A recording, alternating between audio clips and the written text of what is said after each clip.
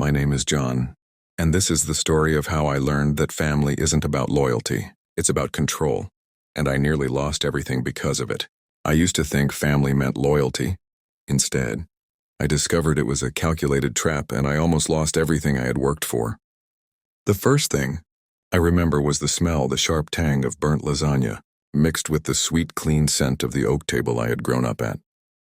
I was 27, sitting there with my hands trembling, watching my brother, David, tap on his phone while my parents exchanged those quiet, deliberate glances that always meant trouble. That night was not about dinner. It was about control, and I was about to realize that everything I had built for myself meant nothing to them. I had moved back into my childhood apartment temporarily, fresh off a promotion at a biotech lab in Chicago. Life felt normal, too normal. Dad polished the silverware with exaggerated care. Mom fussed with her scarf as if she were rehearsing for something unseen. Across from me, David's fiancée, Maria, carefully cut my niece Olivia's pasta into perfect squares, humming softly, pretending nothing was wrong. I sipped my water, feeling a familiar chill tighten in my chest. The air was too heavy for a Tuesday night. The laughter was slightly off, the smiles too practiced. Every glance, every gesture seemed loaded with a meaning I could not yet decode. The oak table I had spent years leaning over during homework and late night studying suddenly felt like a courtroom. Something was coming, and I knew deep down I was the target. Then Dad's voice cut through the forced calm, steady and rehearsed. "John, we need to discuss Olivia's future." He slid a folder across the table. Bank letterhead formal. My heart sank as I opened it. $50,000 college savings co-signed paperwork. My stomach twisted. David finally looked up from his phone, smiling thinly. "It is just a formality," he said, like he had practiced the line all week. I could see the rehearsed confidence in his eyes, the expectation that I would fold.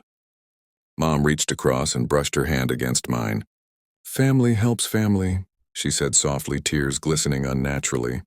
But I could feel the cold calculation underneath the way every smile, every gesture, every word had been carefully orchestrated to manipulate me.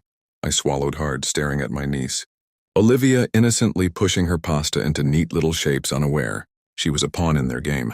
11 years of being the reliable, hardworking child, overlooked and underappreciated, flashed through my mind.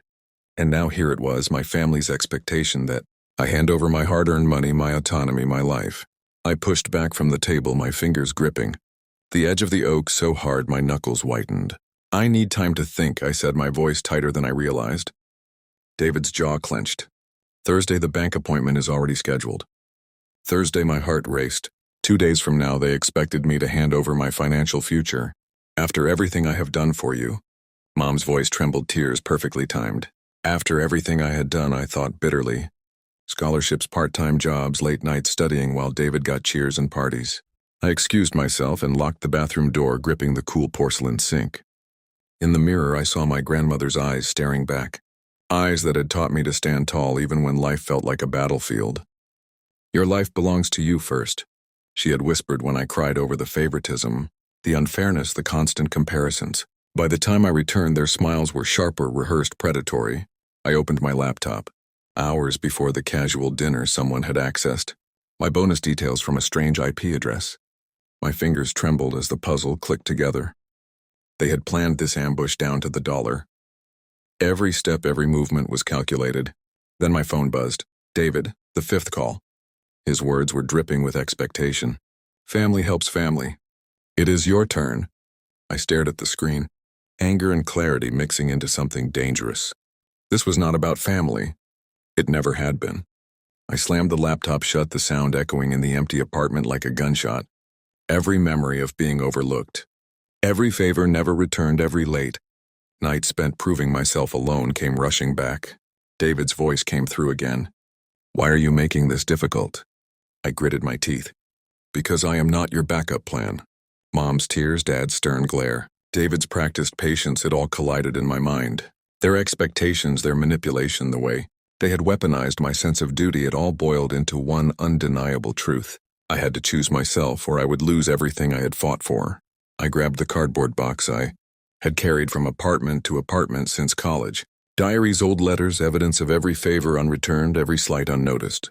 Each page screamed a story I had never been allowed to tell aloud. The phone rang again. David again, but this time I did not hesitate. No, I said, my voice calm firm. One word, but it felt like reclaiming every lost hour, every ounce of dignity. I set the box beside me, my heart racing. For the first time in decades, I felt the terrifying weight of freedom. Thursday night, I walked into the family meeting like I had been summoned to a courtroom. Every seat was filled.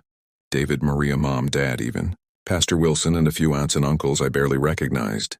The room buzzed with rehearsed concern, a chorus of manipulation. David leaned forward, chest-puffed voice full of righteous certainty. We just want what is best for Olivia. I did not flinch. Instead, I pulled out the evidence I had spent weeks compiling. Bank statements, screenshots, diary entries, even recordings. One by one, I laid bare their plan, the bonus. They tracked the calculated dinner, the hidden accesses. To my accounts, every move documented, every lie exposed. The room went silent. Mom's tears froze, Dad's jaw tightened, and David's smug certainty faltered. You recorded that? He whispered. I met each of their eyes steady and unflinching. I am done being the backup plan. No more manipulation. No more expectations. For the first time, the power shifted. Their orchestrated pressure, their carefully rehearsed arguments, crumbled under the weight of truth. Sitting alone afterward, the adrenaline slowly ebbed, leaving a quiet I had not felt in years. I realized freedom was not about running from them. It was about claiming my life piece by piece on my terms. The anger softened into clarity. Every late-night shift, every scholarship, earned every decision made alone, was not just survival. It was preparation for this moment.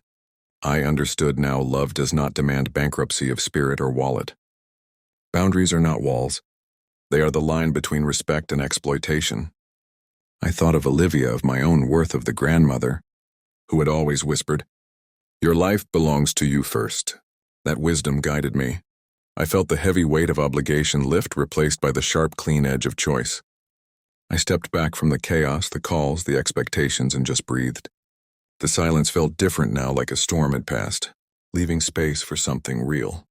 I looked at my hands, at the life I fought to claim. 5 months of distance, choice, and quiet victories, and I wonder how many of us wait too long to put ourselves first. What would you have done if it were your family pushing, manipulating, expecting you to surrender everything?